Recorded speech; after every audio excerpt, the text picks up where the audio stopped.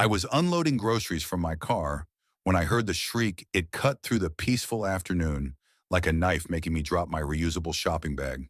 Turning around, I saw a middle-aged woman with a perfectly sculpted bob haircut standing in the middle of the parking lot, arms outstretched, physically blocking another resident's car.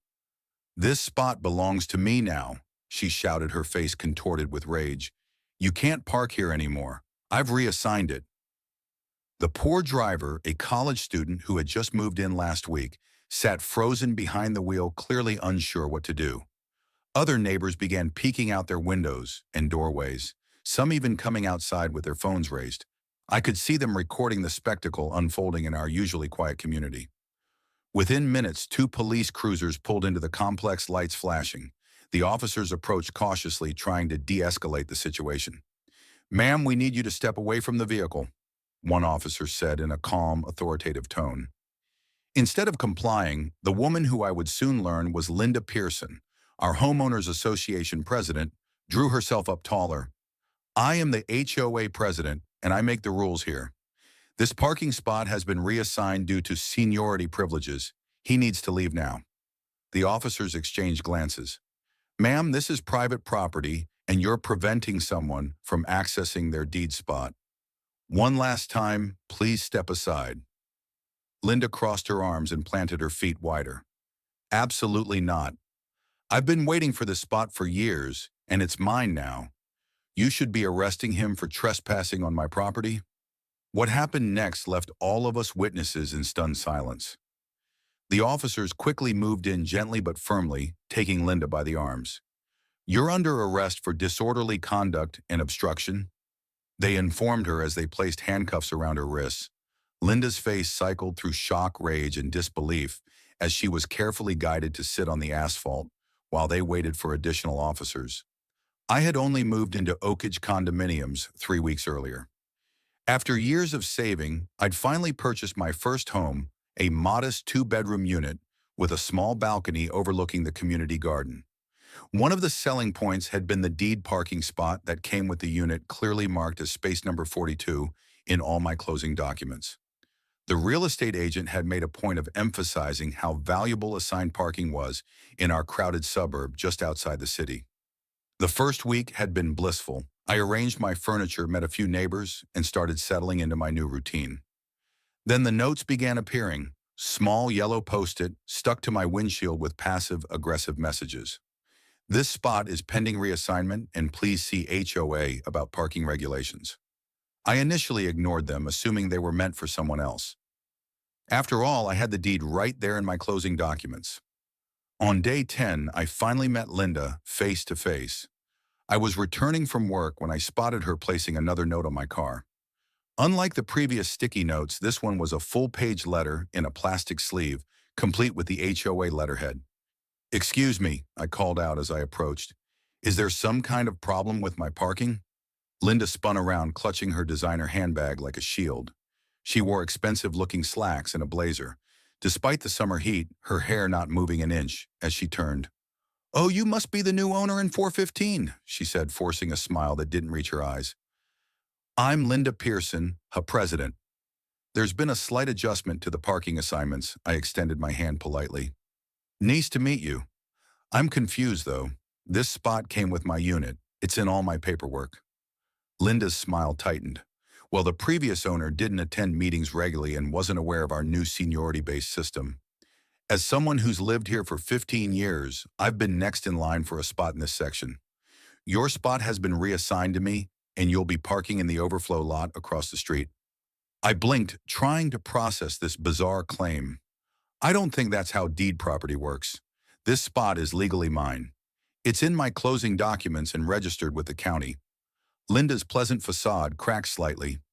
"The HOA bylaws give us authority to reassign common elements as needed. You'll find a copy of the updated parking policy in that envelope," she said, tapping the plastic-covered letter. "I expect your compliance by the end of the week." With that, she turned and walked away, her heels clicking aggressively on the pavement. That evening, I read through both my closing documents and the supposed policy Linda had left. The policy looked oddly unprofessional. Different fonts throughout. No proper signatures, just Linda's scrolled initials at the bottom. Something felt very wrong. I reached out to my realtor, who confirmed what I already suspected. A deed parking space couldn't simply be reassigned by the HOA without legal proceedings and compensation. The harassment escalated over the next week. I'd come home to find orange traffic cones blocking my spot, only to see Linda watching from her balcony 3 units down. When I moved the cones and parked anyway, she filed complaints claiming my car was leaking oil. It wasn't, and that I was parking over the line I wasn't. She even had flyers distributed to all residents about parking compliance that seemed specifically targeted at me without naming me directly. The final straw came when I returned from a 12-hour shift to find a towing notice on my windshield. Despite being parked in my rightful spot, frustrated and exhausted, I decided it was time to speak with the other board members. I emailed the contact listed on the official HOA website, not the one Linda had provided in her letter requesting an emergency meeting. The response I received was illuminating. According to the secretary, Linda had been acting unilaterally for months. While she was indeed the elected president, major decisions required board approval, which he hadn't sought for any parking reassignments. In fact, they were surprised to hear about these changes, as no official policy had been voted on or implemented. They assured me my spot was legally mine and apologized for the confusion, promising to address it at their next meeting. Armed with this information and copies of all relevant documents, I felt more confident. Still, I knew confrontation with Linda was inevitable. It came sooner than expected when the very next evening I returned home to find her silver Mercedes parked squarely in my spot. I parked temporarily in a visitor space and approached her unit. Taking a deep breath, I knocked on her door. When Linda opened it, her smug expression told me she'd been expecting me. "Is there a problem?" she asked with feigned innocence, leaning against her doorframe. "Your car is in my parking space," I stated calmly. "I've confirmed with the HOA secretary that no parking reassignment policy exists. I need you to move your vehicle." Linda's expression hardened. "I've lived here 15 years.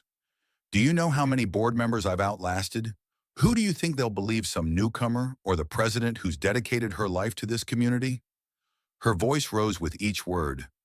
"That spot is mine by right of seniority, and I'm tired of waiting for the board's approval on every little thing." I maintained my composure despite her increasing volume.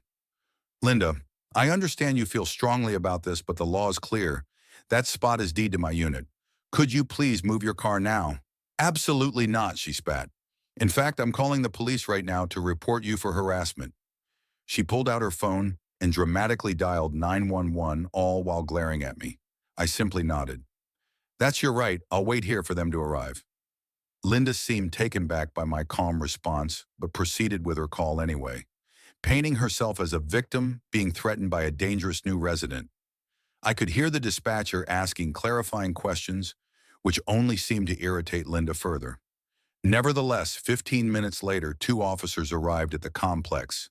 Officer Rodriguez and Officer Bennett listened patiently as Linda launched into her story, claiming I had been harassing her for weeks, threatening her, and trying to steal her parking spot. She presented them with her homemade policy document, pointing to it repeatedly as proof of her authority. When it was my turn to speak, I calmly explained the situation and presented 3 key pieces of evidence. My deed clearly showing ownership of parking space 42. The email from the HOA secretary confirming no reassignment policy existed, and security camera footage from my dash cam showing Linda placing notes on my car and blocking my spot with cones on multiple occasions. The officer's demeanor noticeably shifted. Officer Bennett began questioning Linda more pointedly. "Ma'am, did the board approve this parking policy you're referring to?" Linda stammered slightly. "Well, as president, I have executive authority to make certain decisions." "That's not what I asked," Officer Bennett interrupted firmly. "Did the board vote on and approve this policy?" Linda's confidence wavered. They were taking too long. Sometimes leadership means making difficult decisions for the greater good of the community. While this conversation was unfolding, something unexpected happened. Neighbors began emerging from their units, gathering at a respectful distance. One of them, Mrs. Gonzalez from Unit 312, approached the officers. "Excuse me," she said tentatively, "but Linda has been doing this to residents for years. She threatened to have my nephew's car towed when he visited last Christmas, claiming visitor spots were by reservation only. When I checked the bylaws, no such rule existed. Another neighbor, Mr. Chen, stepped forward. She fined me $300 for planting unapproved vegetation last summer. It was the exact same rose bush my previous neighbor had for 10 years. When I appealed to the board, they had no record of the fine. Like opening a floodgate, more neighbors came forward with similar stories. As they spoke, Officer Rodriguez was examining my documentation more closely. "Ms. Pearson," he said finally, "these alleged HOA notices appear to be created on personal letterhead, not official documents. And this signature here," he pointed to my deed, "doesn't match the initials on your policy letter." Linda's face flushed red. "That's ridiculous. I'm the president. I sign all official documents." According to this, Officer Rodriguez continued holding up my deed. "The authorized signatory for parking assignments is the property manager, not the HOA president."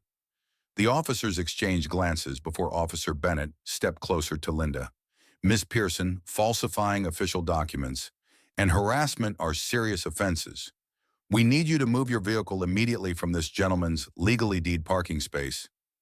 Linda crossed her arms defiantly. "I will do no such thing. This is HOA business, not police business. You have no jurisdiction here." Officer Bennett's expression hardened. "Ma'am, this is now a criminal matter. Please turn around and place your hands behind your back."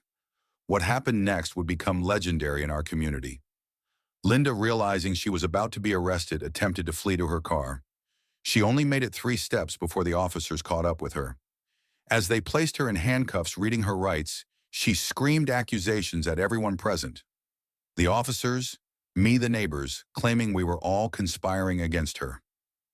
"Do you know who I am?" she shrieked as they guided her toward the police cruiser.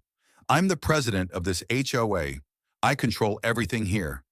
You'll all regret this. I'll have all of you evicted." The community watched in stunned silence as Linda was placed in the back of the police car. Before leaving, Officer Rodriguez handed me his card. "We'll need statements from everyone willing to provide them. This appears to be a pattern of behavior that goes beyond simple harassment." As the police car drove away with Linda still visible through the window, her face a mask of disbelief and rage, neighbors spontaneously gathered around me sharing their own Linda stories. It turned out her reign of petty tyranny had affected nearly everyone in the complex at some point. A month later, I attended my first HOA meeting where the interim president revealed the full extent of Linda's actions. Forensic accountants had discovered she'd been redirecting HOA funds into a separate account for special projects that never materialized. The investigation uncovered over $27,000 missing from the community's reserves. Linda was now facing charges of embezzlement, fraud, harassment, and falsifying documents. The judge sentenced Linda to 18 months in prison with an additional 36 months of probation. She was ordered to pay full restitution to the HOA plus legal fees, totaling nearly $40,000. When the sentence was announced in court, Linda collapsed in her chair, wailing that her reputation was ruined and her career in real estate was over. The judge merely responded that she should have considered those consequences before abusing her position of trust. As for me, I still park in space number 42 every day, now with a freshly painted number and my unit clearly marked on the pavement, courtesy of the new transparent HOA.